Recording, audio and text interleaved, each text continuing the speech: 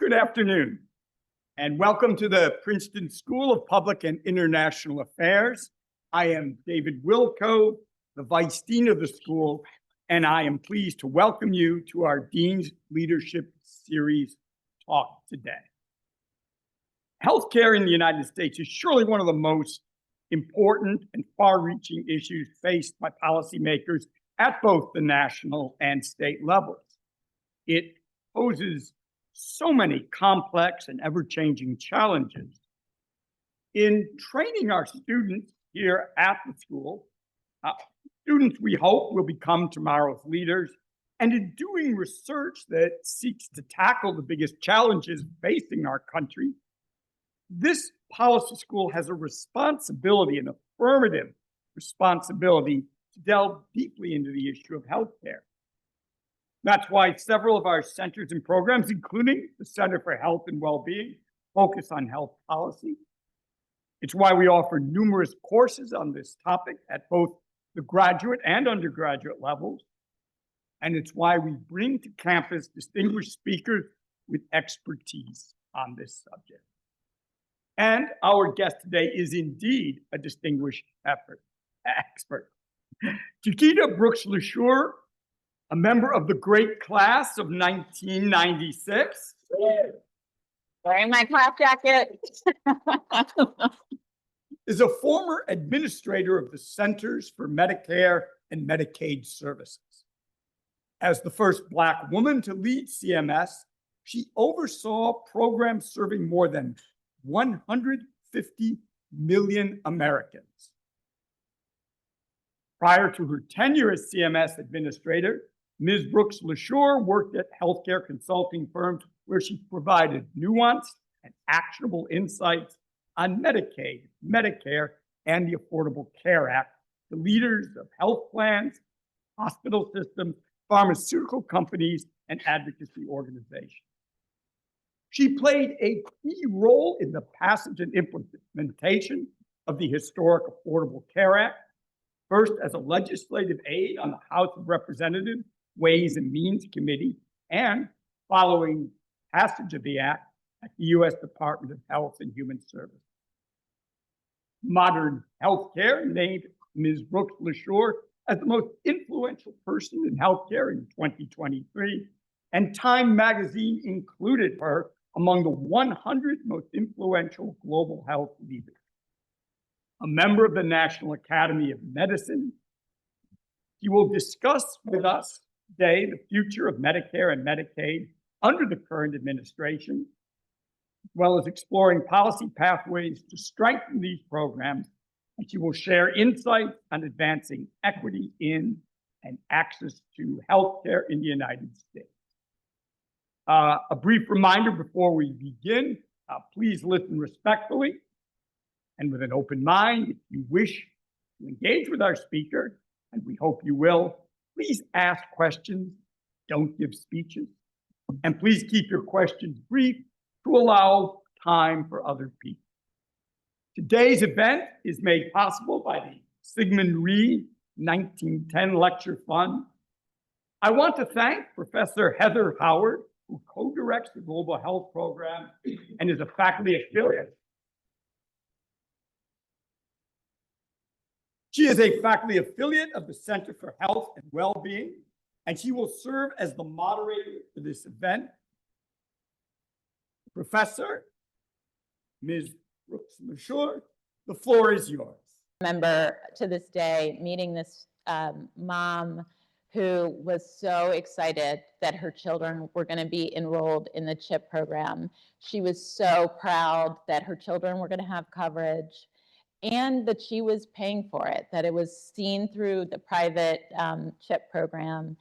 And it really helped me to understand how important it was for so many people to have health insurance, what a difference it made, and really just, I think, throughout my career, the arc has been wanting to get the people of this country health insurance coverage. So I started by saying that you ran the largest government organization that people haven't heard of, but people have heard of the programs you ran. So the That's Center right. for Medicare and Medicaid Services, tell us about the different programs you ran and who they served and what role they play. Yeah, so CMS has now a great deal of authority. It did at the beginning, but it has grown in breadth over the decades. So CMS runs the three big programs. It runs Medicare, which is for people who are over the age of 65 or who have disabilities. The vast majority of people who fit those categories are covered by Medicare. It is the largest single payer in the sense of one entity by the federal government. And it is now both a combination of what we call traditional or original Medicare, fee-for-service, where CMS pays doctors and hospitals directly, as well as Medicare Advantage, which is run by private plans. There's Medicaid, which at the beginning of this year was the largest in terms of the number of people covered. We'll get to why that may change, but the Medicaid program covers across our country most low-income people and a lot of middle-class people who fit certain categories. So 50% of the children who have high needs in this country, like if you need an organ transplant, for example, get covered by the Medicaid program. It also is incredibly important for long-term care. So a lot of the services that are covered when you go to a nursing home or in your home and community are often paid by Medicaid. The Affordable Care Act created coverage for, and we call it marketplace coverage. We reached 24 million people covered at the beginning of this year. CMS runs that. It also oversees a lot of the insurance rules for individual market insurance and small businesses. But a couple of the things that CMS does that are lesser known are things along the lines of the health and safety of facilities. So most of the facilities in this country, if they accept Medicare payments, must meet standards that CMS sets.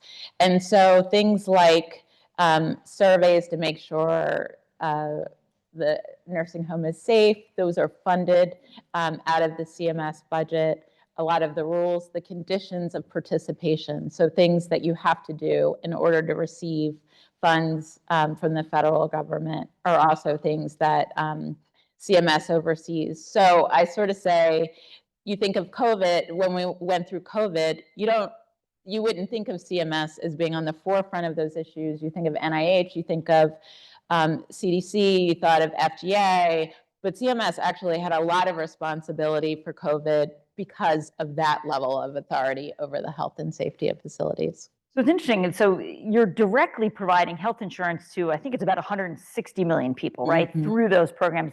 But you're really touching everybody because you go to a healthcare facility, the safe care you're getting traces back, right? Yes. And also Medicare is a really interesting lever for the federal government. Do you want to tell them there's some interesting history from the early years of Medicare and how some important social progress was made using Medicare as a lever? Yeah, Medicare is the driver of so much of how our healthcare system works in this country. It has a larger than its 70 plus million people who are covered by it.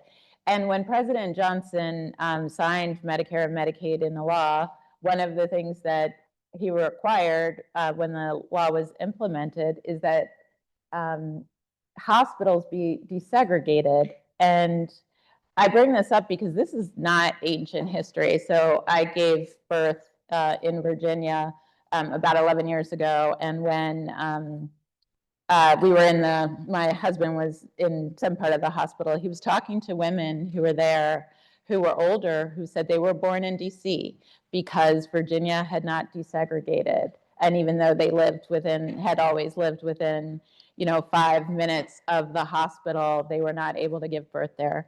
But within a year, most of the hospitals in this country had desegregated because Medicare was so important they wanted to get funds from the federal government, and so changed their rules. That's an early accomplishment of Medicare. When you think back on your 4 years as head of CMS, what accomplishments do you look to? Yeah, I am incredibly proud of what we were able to accomplish during the 4 years. We were able to achieve the lowest uninsured rate in our nation's history, which I personally believe is so important. That's where I think is so important for not just the people that are covered, but for our healthcare system. One of the reasons why our health outcomes are where they are, it's not the only reason, but it is, I would say, necessary, not sufficient, is getting people health insurance coverage. And by getting states to continue to expand Medicaid, covering women 12 months postpartum, we really were able to, and a lot of work done on the Affordable Care Act, really get us into a good place in terms of coverage. There was still more to be done, but that is something I'm incredibly proud of. I'm also very proud of CMS's time, for the first time, negotiating Medicare prescription drug costs. And it's hard to say how important, I would say, prescription drugs have become to healthcare in general, and specifically for seniors in our country. I spent a lot of time just talking with so many people who truly were making decisions between putting food on the table and filling their prescriptions, and being able to negotiate the prescription drugs not only affected the drugs that we negotiated better prices for, but we are actually able, the law changed the rules so that the benefit is more affordable for everybody. So this year, for the first time, there's a $2,000 out-of-pocket cap. So once seniors who are enrolled in Medicare prescription drug coverage hit $2,000, they no longer pay out of pocket. And for so many people, this is a game changer. And I think one of the really tangible effects that we were able to do. You also ushered in a new way of thinking about the medical system's role in addressing the non-medical drivers of health. Or in class, we talk a lot about the social determinants of health, right? Can you talk about how you grappled with controlling budgets for healthcare, but recognizing that health outcomes are not always determined by healthcare? Yeah, I would say that medicine continues to evolve, and in some ways we're getting back to, I almost want to say, first principles, when you had a local doctor who really knew a lot about what was going on in your situation. And we have now, we all go to more specialists, and sometimes we have lost the understanding that so much of our health is connected to so many other things. And I would say this is where the medical community has really started to say, hey, food insecurity makes a huge difference in someone's health, how they're eating, what they're putting in their bodies, what they have access to. This is making a huge difference. Things like whether your housing is insecure, if you have mold in your house, that leads to asthma. That ends up costing us a hospital stay. There is more and more acceptance and awareness that these other conditions really are affecting our nation's health. And a lot of this actually was driven by the private sector. Some of the private plans in Medicare started to cover things like air conditioners for seniors who were in communities where heat waves would cause them to end up being hospitalized. And it's actually cheaper to put in an air conditioner than it is to pay for the hospital stay. So as a result, a lot of states started to come to us and say, we want to cover some of these additional services. And the frame that we looked at was saying, okay, what are our healthcare adjacent, really close connections? and saying we will pay for those things in really limited areas. So short-term housing, so that we don't send you from the hospital onto the street, because that is a waste of federal dollars for you to then end up back in the ER 3 days later. Paying for a short-term set of services around food, and services like those. And this, I think, is going to continue to be something that healthcare grapples with, is what is the appropriate line for health to pay for, what should be paid for out of another set of services. But the way that we looked at it was, again, the language I would always use is it's like 1 degree healthcare adjacent, not quite there with the 2 degrees, but 1 degree is something that the federal government will cover. Did you find yourself fielding a lot of requests? We talk about this in class, that even if you don't care about healthcare, you ought to care about healthcare because it's where the money is, right? And people coming to you because you had the checkbook and saying, can you pay for this? Was that? Yes, one of the former CMS administrators said to me when I was doing my rounds of getting advice, it's the best job in healthcare and the worst in the federal government. And I think I probably talked to more members of Congress and more stakeholders than many of my counterparts, because when there's a problem, people come looking for CMS. And part of the reason is CMS has the most, I would say, the most direct impact on people's lives because money is flowing more directly. And so things like, and this was before my time, but lead poisoning and the drinking water, there aren't all of these places to easily put money into place. And actually, I'll use a more recent example. Last year, there was a big cyber attack. And it wasn't specific to the federal government. It was to a private entity that, lo and behold, no one knew, controlled 1/3 of the claims in this country. And so across the board, it just depended whether you use this particular system or not. And immediately people look to us like, well, can you front money to the providers, because they now are dealing with a cyber attack and we can't pay them. And so that's just an example of, even if something isn't your fault, like the CMS's core responsibility, because so many dollars flow, people often, or policymakers often see this is an easy way to try to fix problems. So you're often called in to address problems in the other sectors. Well, let's talk about some of those. Healthcare is 1/6 of the GDP, right? And we keep anticipating that soon it'll be 1/5, right? Yeah. And so, I mean, in many ways, that just raised incredible stakes for all of your decisions, right? How did you approach some of those? The decisions you're making are affecting markets, and how did you approach those kind of decisions when you were recognizing that you're regulating such a significant portion of the economy, more than any other high-income country in the world? Yeah. I would say a couple of things. I think I really, and I credit a lot of my time in different experiences, I really tried to make sure that I got a 360 view of an issue. And when I was CMS administrator, I had the opportunity to work on almost all of the programs that I oversaw, so I would have some perspective.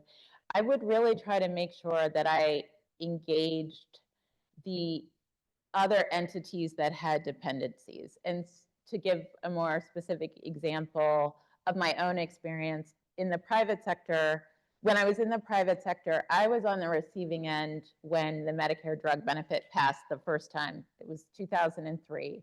And so I was working at a consulting firm, and we were reading all of the regulations, and I was explaining to, I remember this one meeting I had with a very senior executive. I was 27 years old. He was asking me all of these questions, And I realized I understood so much more than he did because I had worked in the federal government. And so it helped me to understand how little the private sector understands how the government works. And I think the same is true on the other end, that sometimes the government doesn't appreciate what the private sector needs to do when they put out the rules.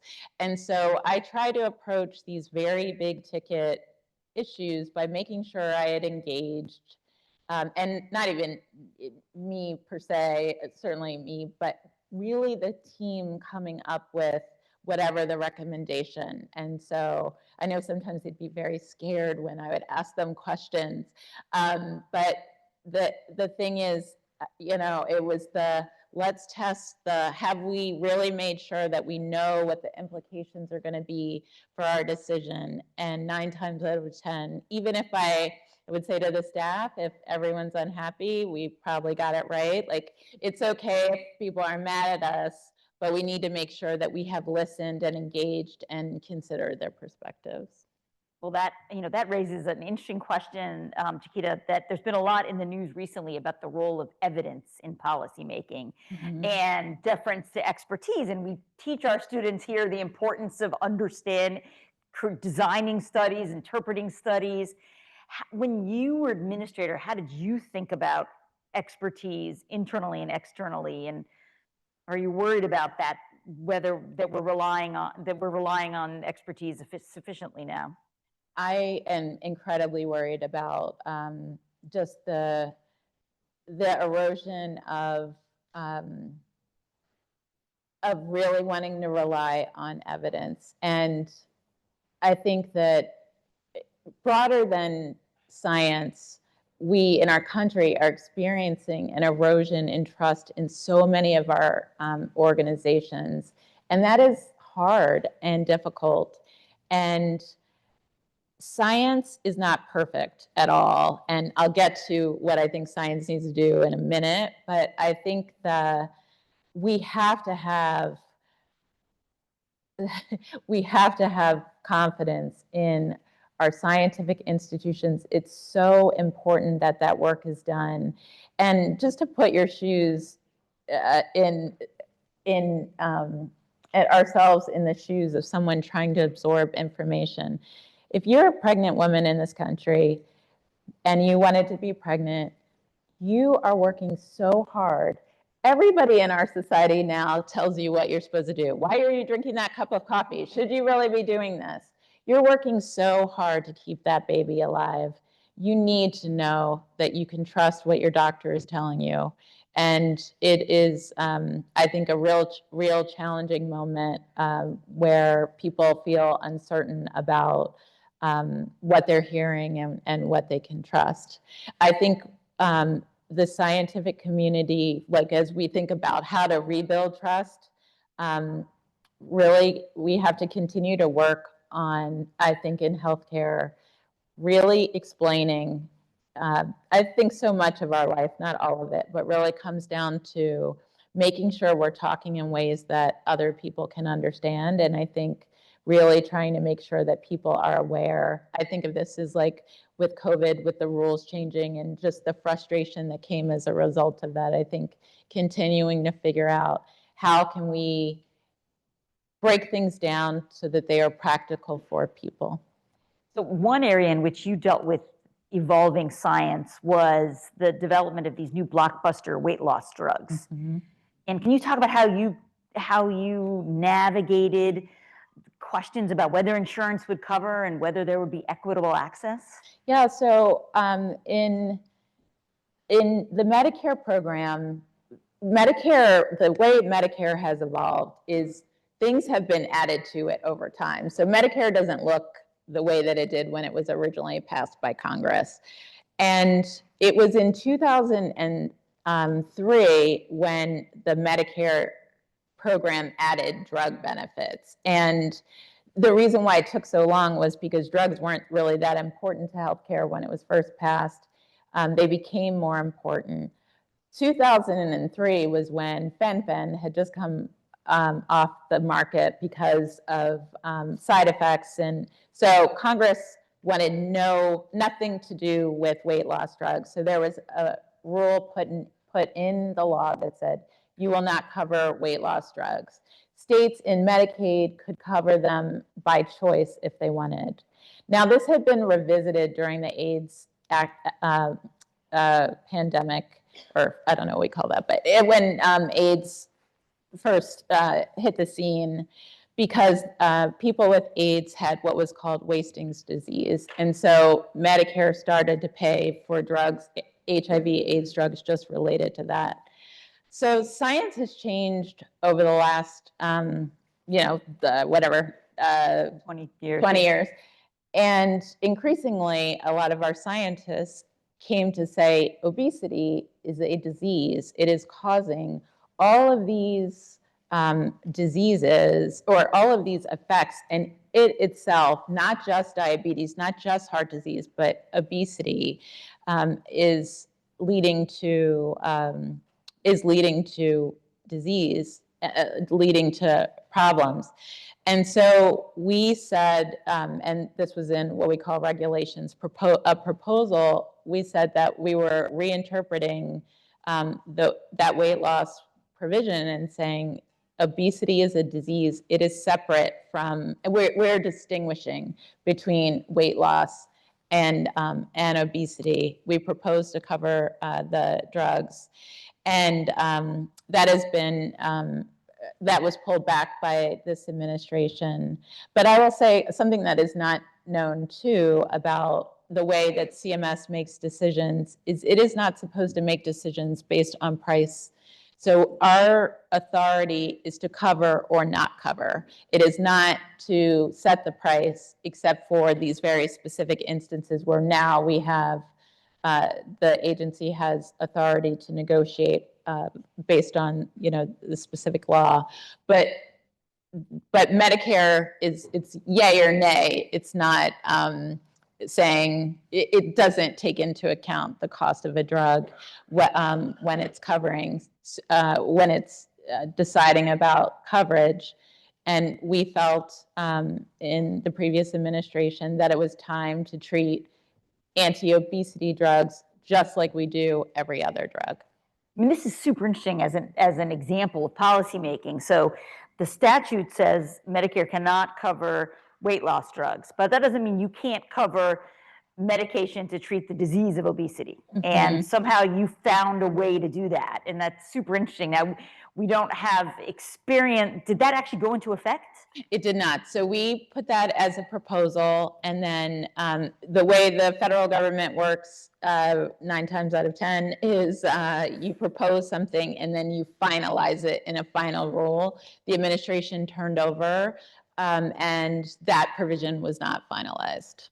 So that didn't go into effect, so we're not able to study the impact of it, but we'll see as there's more clamoring for the medication, we'll see sort of what happens. And can you anticipate what you think is going to happen given intense interest? Well, there was a lot of interest of Congress of passing legislation to require Medicare to cover anti-obesity medications. I think there's been the issue of the price tag.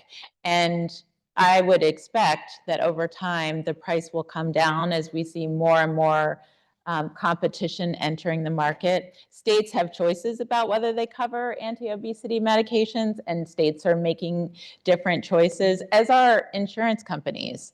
But we're also seeing drug companies that are providing it directly to people, which is interesting because it is disrupting how drugs are paid for in this country. And I think it's a really interesting model that the drug companies are saying, well, we can actually give it to you directly, and this works out for us. And so we'll see. I don't know that we could see that for all the drugs that we all need, but it is actually very interesting what's happening in the market. So you're highlighting what some would call a feature, others a bug of our healthcare system is federalism, and the variation across states. And let's talk about HR 1, the federal budget reconciliation legislation that passed this summer. There's significant cuts to healthcare in that legislation. about $1 trillion, right? I mean, it's by some estimates, which is going to play out across the country, and we're going to see states have to implement these new cuts and grapple with many new restrictions that are included in the federal law. You know, what do you anticipate the impact being on our healthcare safety net?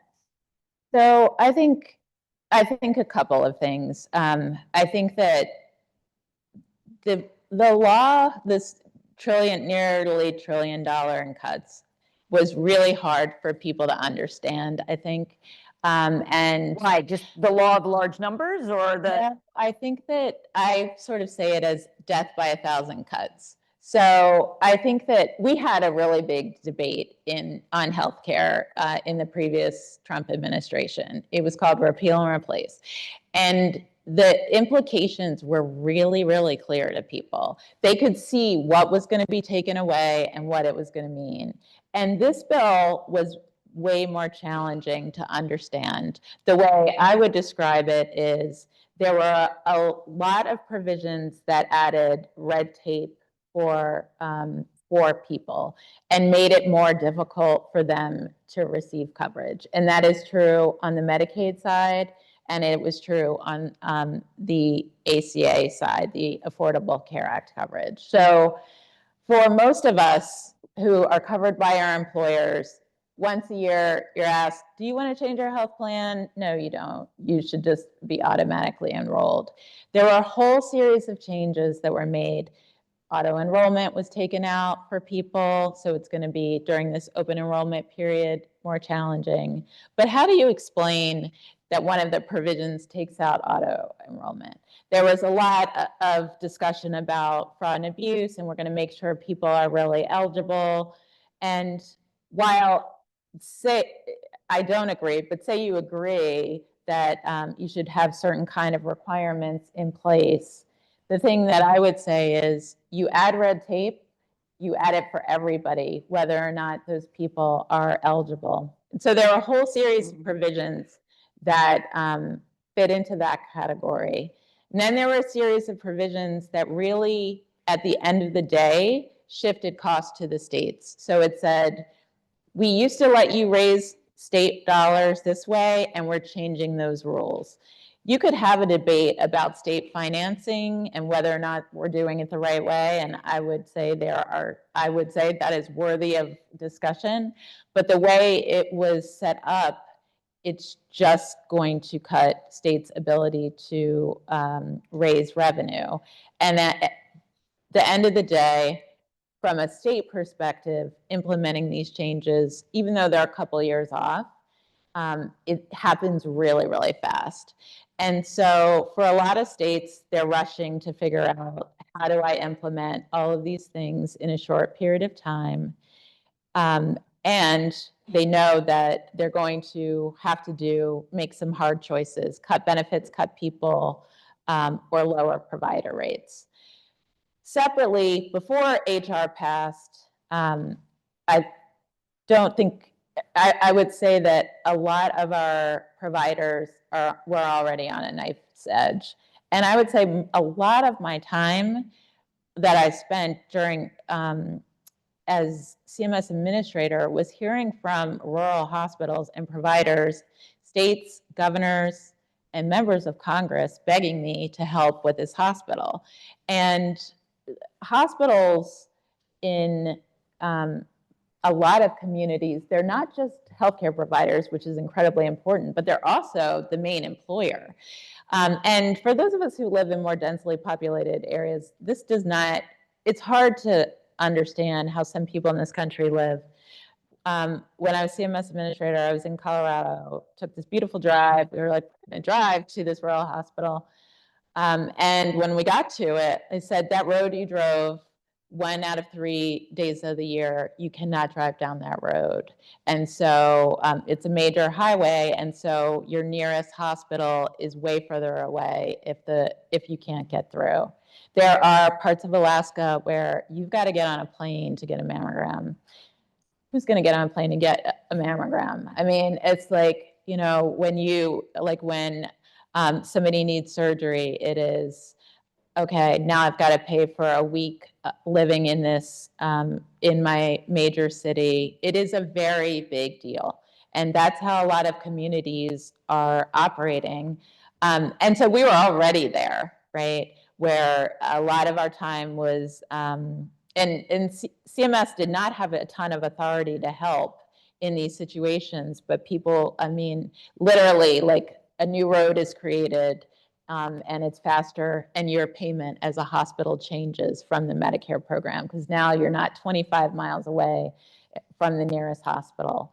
And so I say that to say that it was already, we were already in a challenging place. COVID actually gave a bolus of money to a lot of hospitals, but that money ended. And so HR comes along, and estimates are that more than 300 rural hospitals were closed. We are already hearing across the country that hospitals are making changes. And some people said, well, why? These changes don't take effect for a couple of years. Well, if you know that you're already in the red, or and that in a couple of years your funding is going to go down, what decisions are you going to make? So they're heard from a hospital exec who said they stopped their planned expansion.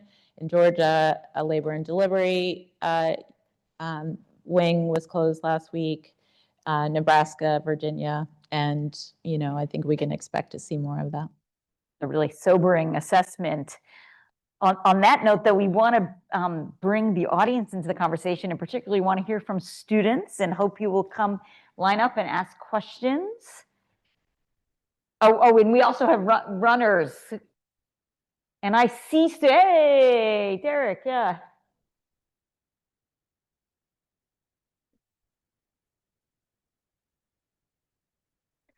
Thank you for coming and giving your presentation to us today. I had kind of two questions, and I'll try to make them quick. But the first is, what are the pros and cons that you see with the Trump RX program and kind of the direct-to-consumer approach, and your thoughts on most favored nation pricing, making Pfizer invest in U.S. drug manufacturing, things like that? And the second is similar to the GLP-1 discussion and approving drugs for multiple comorbidities. What is the discussion around therapeutics that target aging? So there was the TAME trial with metformin that aimed to delay the onset of multiple age-related diseases. What are some of the regulatory barriers there? And perhaps more relevant to CMS, what are the barriers to making drugs with multiple indications reimbursable? Let me summarize quickly for everybody to hear. Yeah. So the first question is, the Trump administration announced a new initiative on drug pricing yesterday. So Trump RX, what do you think of that? And the second was sort of especially innovation in aging-related medication, something I have a great interest in, Derek. So I'm glad you've asked that. And yes.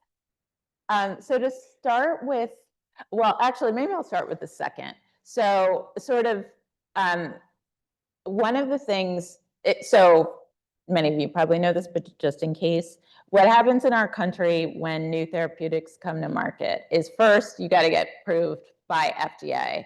And then CMS only gets involved if there's something unique about it.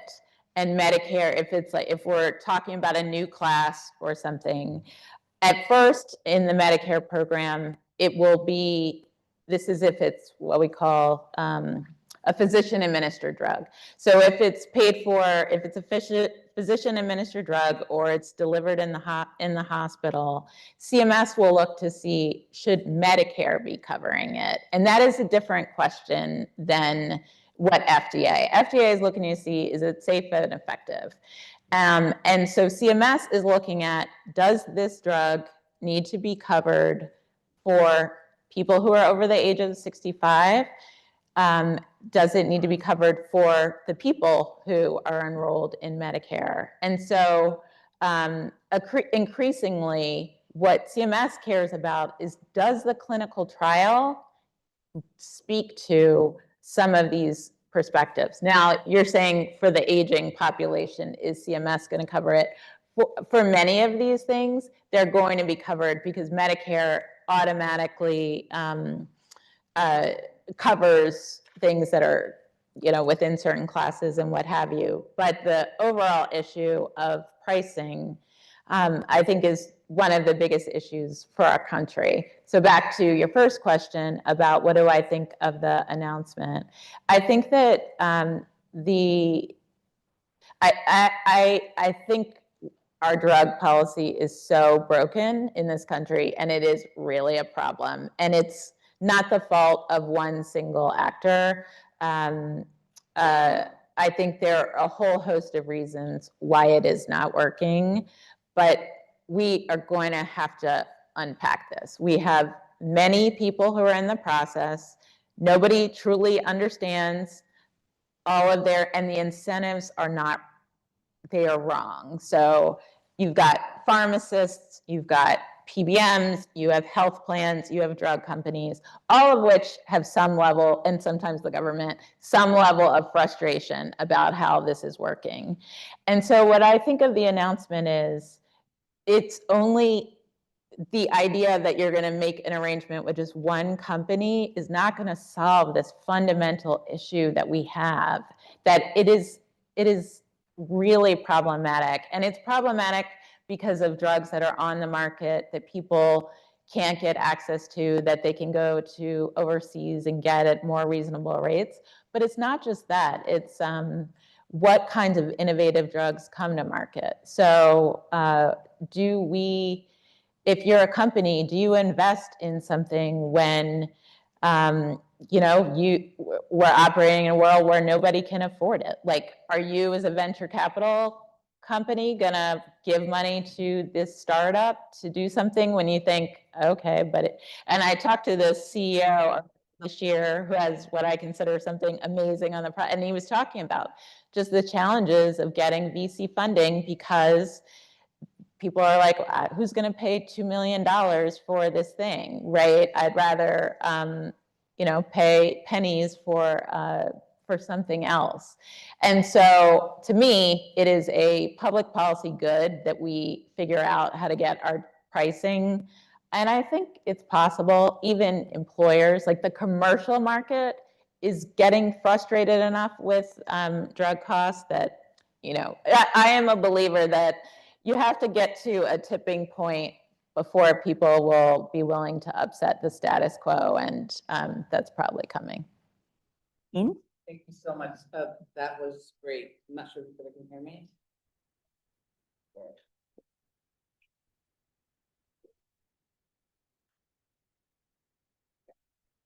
I'll be loud. Thank you so much. That was terrific. Thank you for your service. So you mentioned a little bit about your arc, your journey to this position, assuming the most prominent dominant positions in healthcare, almost 1/6 of the NDP. But so much we talked about was about sort of the relationship between, let's say, private public. Mm-hmm. So I'm curious to learn more about your career journey, if you may. It's still ongoing. We look forward to hearing a lot. But in terms of also our students who are thinking about next steps, but then also just on the policy side, we often hear that, not to be on a pessimistic note, but that there's always this ongoing health crisis in America. Mm-hmm. Right, and it's related either to pandemics, addictions, the broken systems, and people from the outside looking in will say that, well, is it because we haven't privatized it completely, or we haven't really made it really public completely? This like hybrid, a little bit here and there, and maybe not. How would you respond to that as well? Yeah, so I remember at one point thinking, you can work in health policy for 40 years and still not know a lot about the healthcare system. So it is the most intellectually stimulating job that you can possibly have, being in the healthcare industry. For those of you who are thinking, I want to work on a complex part of the world, I would say that I think it has really, my arc, I have benefited from being in different situations and seeing things from different sides. So I mentioned really briefly that I had started in the government, Then I worked in the private sector and really got to understand what it was to be like to be on the receiving end. I then went to the Hill, Capitol Hill, and that was a very different part of the federal government. The dynamics on the executive branch side and the dynamics on Capitol Hill were very, very different. And I learned, I would say members are closer to complaints, right? Like you are unhappy about anything, you call your member of Congress. But I think they also are on the ballot more often, and that creates a very different set of dynamics.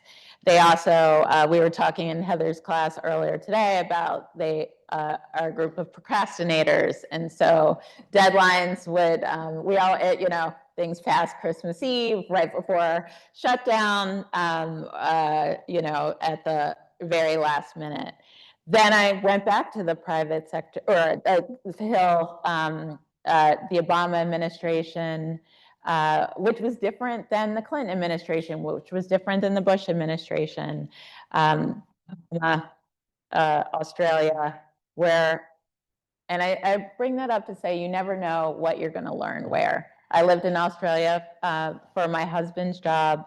I learned a ton about maternal health because I was a mother experiencing a healthcare system of another country. And I became very interested in maternal health when I got back.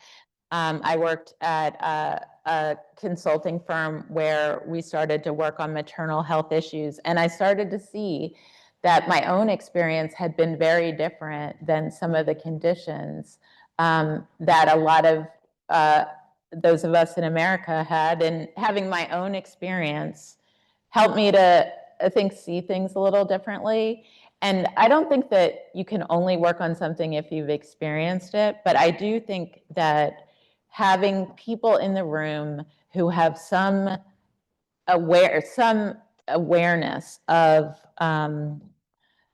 the issue and a more direct impact are really important. So it doesn't even mean that you yourself only have credibility if you've had this experience, but it is important when you're making decisions that you bring people to the table that actually are the ones that have to be part of implementation, are the ones affected. And I think, you know, I know what it feels like to be 3 months postpartum and trying to juggle taking care of a kid, trying to go to your doctor, not having a babysitter, and then to have to switch health insurance in the middle of that. Having that experience made me appreciate why we lose so many women postpartum. So I can't remember if I answered your question. I want to make, can we get a final question in with one of these students?